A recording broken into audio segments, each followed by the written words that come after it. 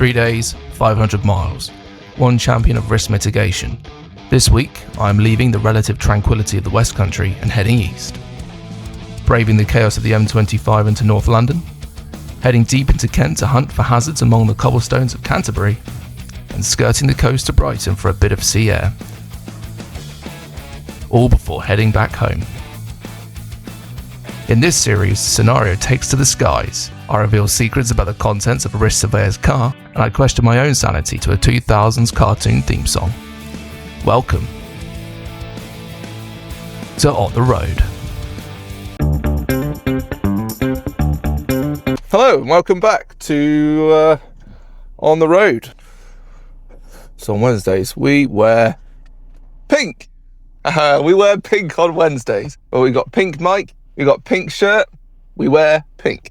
I am now currently making my way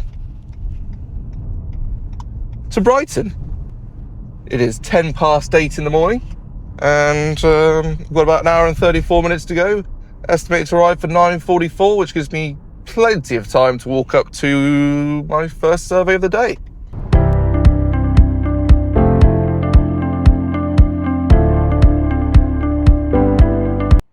We'll do a quick question here.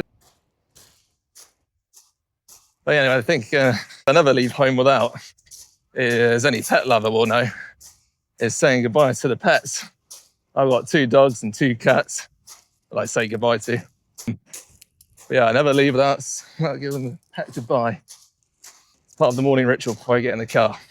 But on a more work-related note, I suppose I definitely never leave house without a flask full of coffee, especially for the long journeys where you're going for a couple hours, if not longer sometimes.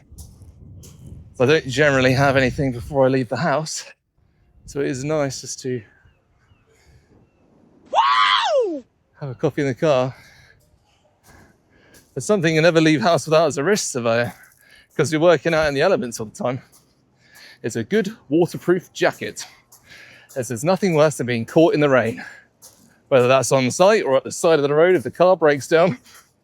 Not having a coat in some cases can spell disaster.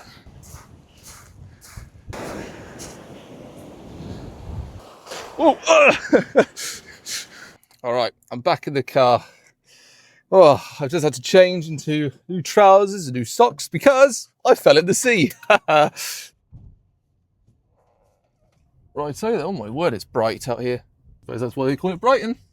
All right, so we're done with the Brighton surveys. Hooray! But yeah, we're all done for the day with surveys. Really lovely, as always, really great people. What do I pack that you wouldn't expect a surveyor to carry? I don't know if what I pack falls into that category, but something I always have in the boot as part of my kit. So I usually carry a PPE kit in the boot with other bits and bobs as well for the car, like a tyre pressure machine and various tools. But there's something I always bring with me is a spare pair of socks, because, and it's a bit of a callback to having a coat, standing in a muddy field with soaking wet socks and then not being able to change them afterwards is horrible. Especially when you've got, let's say it's the first survey and for whatever reason, you've got wet socks. You know, maybe you've stepped in a puddle or it just started pouring it down and you weren't wearing any boots or anything like that. You were just wearing regular smart shoes. And then you've got drenched socks for the rest of the day. And there is nothing worse than spending the day soaking wet. So having a spare pair of socks in the boot is always a must. And they double up as gloves. So if you're ever, caught on the side of the road in the middle of winter, because of course you can't sit in the car if you're on the side of the road, you've got to get out and stand away from the car, right? But if it's freezing cold, keep your hands warm, pair of socks. So yes, definitely always an extra pair of socks. Go to the beach, go catch a wave. Hey, what you gonna say? I'm answering, what's always in the car that has nothing to do with the job? So what you'll find in the glove box right now actually is, you've got like driver's manuals and things like that in there. But I've also got McDonald's dips have got a sweet curry and a sweet and sour. So the trouble is when you're living in a car for sometimes days at a time, like this week, or even if you're just out for a whole day, a drive-through becomes your kitchen sometimes. And there's nothing worse than when you're pulling away from the drive-through, you've gone and found somewhere to park up, and you've realised you've come away with no sauce. And when you're trying to dip fries and nuggets, they're fine dry, but sauce makes it better. So it has absolutely nothing to do with risk management or risk surveying, but it has everything to do with managing my sanity. Let's go home. We'll get us back out on the road, and then we will answer the last question I've been given for the trip. All right.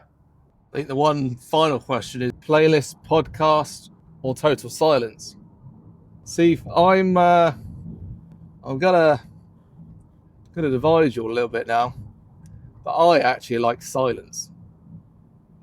And well, it's not really silence, because most of the time, like 95% of the time, it's me yapping away to myself. And the only difference in this journey this week is that you've all been here with me, and I've been yapping away to the camera, and you guys on the other end. But yeah, 95% of the time, it's just quiet. I like a quiet cabin, to focus. For me, being in the car is a cathartic experience. It's like being in the bath or in the shower, where you do all your thinking and things like that. In the car is where I kind of brainstorm and sort of think out loud to myself and think things through and try and understand something. A lot of the ideas I come up with are usually in the car. It's where I'm most comfortable as well, actually. You notice sometimes when I'm talking to you, if I'm sat down or somewhere else or walking around, versus me just sat here like this in the car, it can be kind of different. And just because right now in the car, I'm just kind of, it's my happy place. That being said, I say like 95% of the time, but there are podcasts I listen to, but I'm a bit of a creature of habit. So I only like to listen to the ones I like to listen to. And once you've caught up on all of the old ones, you've only got the ones every week. So if they're only sort of 40, 50 minutes long, then you don't. So I do listen to the odd podcast.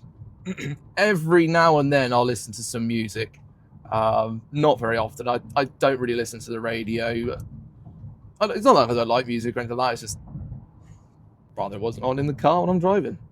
That said, if someone else is in the car with me, then they want to put some music on. That's absolutely fine. It's just if I'm on my own, I'd rather not. In fact, if someone's in the car with me, I'd rather just have a conversation, to be honest with you, even if it's a long journey. Yeah, here we go. So what I'll do sometimes, if I've been on a survey where perhaps it's not gone so well, or perhaps there's been a bit of combativeness walking around, or you've not been overly welcoming, and sometimes you could come away from that survey feeling a bit down. So they can be quite tense situations sometimes. It doesn't happen very often, but occasionally it can happen. All I find, especially if you're trying to go, you've got another survey the next day, you kind of don't want your mood from an initial survey to affect how you go into the next one. And we all have our coping mechanisms. But how I cope with it, and you may see that things a bit silly, and it is really, but how I cope with it. And I actually got this from I'll get there. I got this from a video online, or a meme or something like that, or something through the reels, TikTok or something. And they suggested if you've ever had sort of a bad day, or if something's not gone quite right, you've been in a rubbish meeting or something like that, to play the What's New Scooby-Doo theme song. And I'll play it now, and I don't know if we'll be able to put it up because of copyright, but I'll play it. But if you can't hear it, go listen to it and you'll see what I mean. And if you come away from a survey where, or anything, maybe you've had a bad day at work, and perhaps you're not feeling your best self, and you want to sort of re-energize and get yourself, get perked back up for the next job, I'd recommend this. What's this Scooby-Doo? What's this Scooby-Doo? Put that on 4 or 5 times on repeat. You'll be happy, trust me. I guess I should thank you all for coming with me. I will catch you in the next episode.